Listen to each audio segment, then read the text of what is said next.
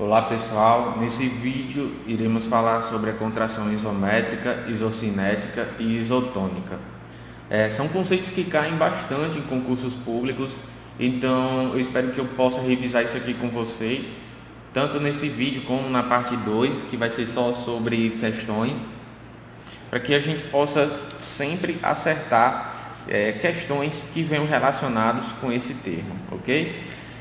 Para revisar, primeiramente vamos falar sobre a contração isométrica, que é aquela que ocorre quando há uma contração do músculo contra a resistência ou sem a resistência, de modo que não haja movimento articular. Então, durante uma contração isométrica, pode haver uma resistência, mas eu posso fazer sem uma resistência também, ok? Nessa contração, o músculo não alonga e nem encurta. Resumindo, há contração, mas sem movimento. Ou seja, o músculo se contrai, mas o ângulo articular continua o mesmo. Se eu fosse selecionar aqui um exercício de academia que a gente pudesse fazer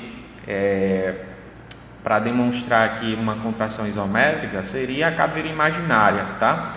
No qual o indivíduo ele meio que se escora na parede e faz um movimento como se fosse sentar e se mantém ali por um determinado tempo. Então existe uma contração isométrica tanto de músculos ali do quadríceps quanto dos isquiotibiais, mantendo aquela posição ali, sem que haja movimento, mantendo o ângulo articular, ok? E na contração isométrica, ela permite o ganho da força muscular e dos músculos que estão ali ao redor daquela articulação que está imóvel. Ela é muito indicada para pacientes de pós-operatório imediato, quando ainda é desaconselhado o movimento articular. Agora a gente vai falar um pouquinho sobre a contração isotônica. A contração isotônica é o contrário da isométrica, porque ela ocorre com a contração muscular acompanhada de movimento articular. Então, dessa vez, existe um movimento articular que vence a gravidade, mas podendo também ceder à gravidade, ok? Então, ela pode ser dividida em concêntrica e excêntrica. A concêntrica é aquela que, por exemplo, vence a gravidade, ou melhor dizendo, também vence uma resistência. E a excêntrica é aquela contração muscular que cede à resistência, ok? Mas ela cede de uma forma que freia o movimento. Então, é concêntrica quando há o encurtamento muscular e excêntrica quando há o alongamento muscular, ok?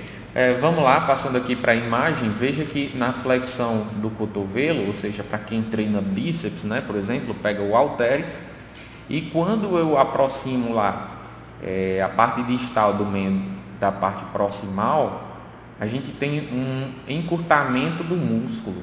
Então a gente diz que essa contração é uma contração isotônica concêntrica, ok? E a excêntrica é quando a gente vai voltar o braço para baixo, né? Ou seja, vai deixar aquela resistência ceder, né? Melhor, que o halter ele retorne para baixo e a gente vá freando aquele movimento. Então, na contração excêntrica, há o alongamento muscular.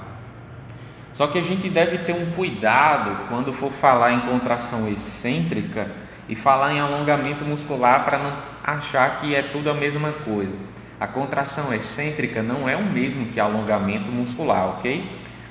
O alongamento muscular é uma coisa e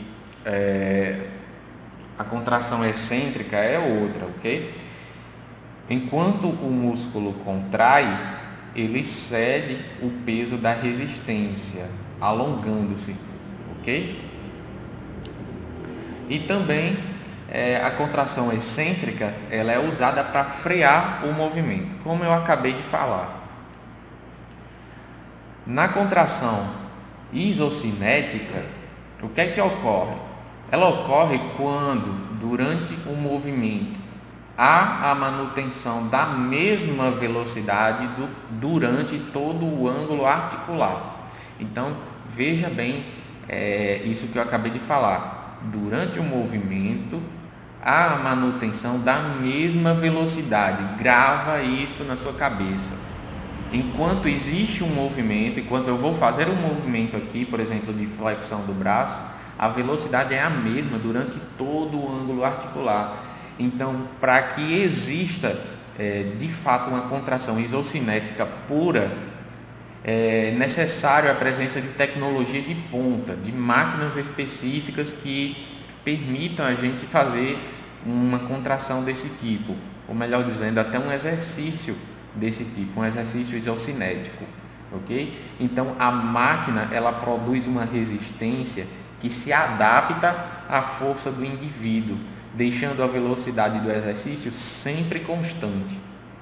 Então, se eu fosse colocar uma imagem aqui, colocaria esta aqui para vocês, olha só. Então, imagine que esteja aí essa paciente fazendo o movimento de extensão do joelho e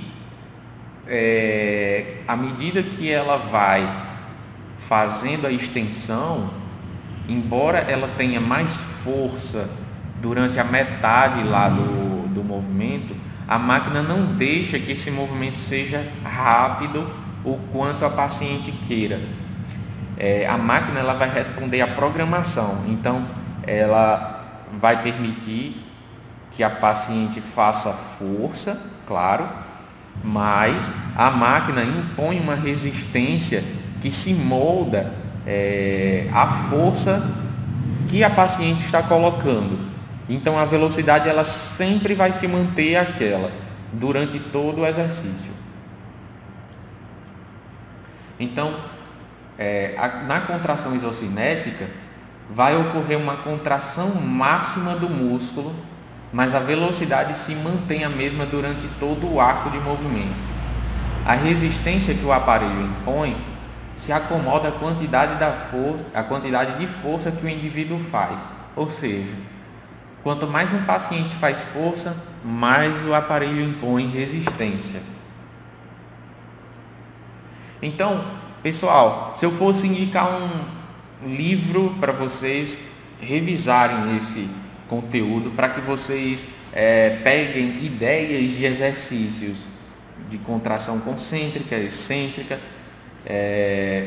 eu recomendaria este livro aqui, ok? Este livro é o Exercícios Terapêuticos, Fundamentos e Técnicas de Kisner, tá? Ele é um livro que ele é apelidado de Kisner. Então, se você se interessou por esse livro, eu vou deixar o link na descrição, caso você queira adquirir. E não deixa de assistir o nosso próximo vídeo que vem por aí, falando sobre as questões sobre esse assunto que a gente acabou de ver, ok? Se mantenha aí, clica no vídeo, assiste até o final e vamos revisar mais ainda esse assunto.